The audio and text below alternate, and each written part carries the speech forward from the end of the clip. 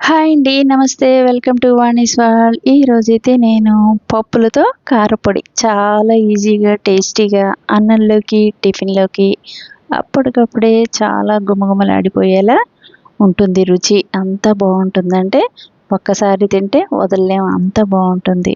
So, వీటికి కావాల్సిన పప్పులు ఇంట్లో ఉన్నవే. స్పెషల్‌గా అంటూ ఏమీ అవసరం ఉండవు.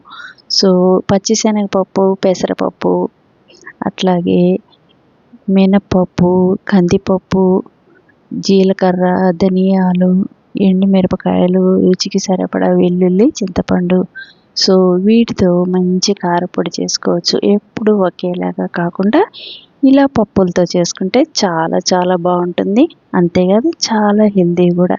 సో, ముందుగా అయితే బాండీ పెట్టుకొని స్టవ్ వెలిగించేసి తరువాత 2 స్పూన్ల ఆయిల్ వేసుకోవచ్చు. లేదా 1 స్పూన్ వేసుకున్నా కూడా సరిపోతుంది. మనకి పొడి పొడిలాడుతూ ఉండాలి కదా! లైన్‌గా ఒక గరిటె తీసుకొని పెసరపప్పు, మినపప్పు, పచ్చిశనగపప్పు, కందిపప్పు అన్నీ ఒక్కొక్క గరిటెతో ఇలా సమానంగా వేసుకోవాలి. సో, మొత్తం 4 గరిటెలు. సో, ఇవి మెల్లగా సిమ్‌లో పెట్టుకొని మాత్రమే వేయిస్తూ ఉండాలి. అన్నీ చక్కగానే ఒకేసారి వేయించేసుకోవచ్చు. వేగిపోతాయి. సో, గుమగుమలాడిపోతూ ఈ టేస్టీ టేస్టీ కారపొడి చాలా బావుంటుంది. ఎప్పుడు ఒకేలా కాకుండా ఇలా చేసుకొని చూడండి. రుచి అద్దరిపోతుంది. సో, సన్నగా ఇలా వేగిపోయినాయనమాట.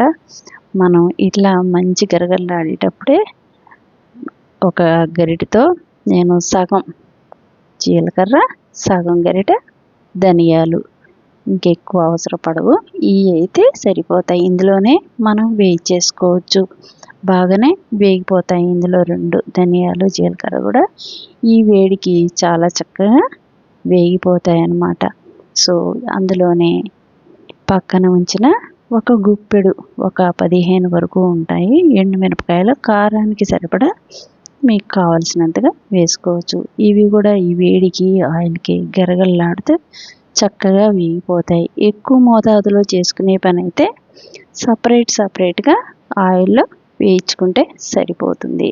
సో, రుచికి సరిపడా చింతపండు కూడా ఇందులో గరగరలాడేలాగా వేయించేసుకోవాలి. సో, అన్నీ పొడి పొడిగానే మనం మిక్సీలో వేసుకోవాలన్నమాట. తడి లేకుండా చూసుకోవాలి. సో, ఇప్పుడైతే గుమగుమలాడుతూ మంచి స్మెల్ వచ్చేస్తుంది. గరగరలాడుతూ వేగినట్టుగా మనకు తెలుస్తుంది. సో, ఇప్పుడైతే చక్కగా పక్కకి తీసి ఒక ప్లేట్‌లో వేసేసుకోవచ్చు. ఇదంతా వేయించడానికి నాకు ఒక 5 నిమిషాల వరకు పట్టిందనమాట. సో, ఇలా పక్కకు తీసి ఆరబెట్టేసుకోవాలి ఇదంతా. సో, దించేసాక కూడా కాసేపు గరిటెతో అలా వేయిస్తూ ఉంటే ఎండుమిరపకాయలు చాలా బాగా వేగిపోతాయన్నమాట. మరి మాడకుండా జాగ్రత్తగా చూసుకుంటూ వేయించాలి. సో, చక్కగా ఆరబెట్టేసుకున్న ఈ దినుసులన్నీ మిక్సీలో చక్కగా బాగా ఫైన్‌గా కాకుండా లైట్‌గా బరగ్గా ఉన్నా సరిపోతుంది రుచి. సో, ఇవన్నీ వేసేసుకొని తగినంత ఉప్పు, అట్లాగే వెల్లుల్లిపాయలు టేస్ట్‌కి తగినంతగా ఒక 4, 5 వేసుకుంటే సరిపోతుంది. సో, ఇవన్నీ చక్కగా ఇలా పొడి పొడిలాడుతూ బాగా ఆరాకే మిక్సీలో వేసి తీసుకోవాలి. లైట్‌గా బరగ్గా ఉంటే చాలు. ఇంకా మరి ఎక్కువ మెత్తగా అవసరం లేదు.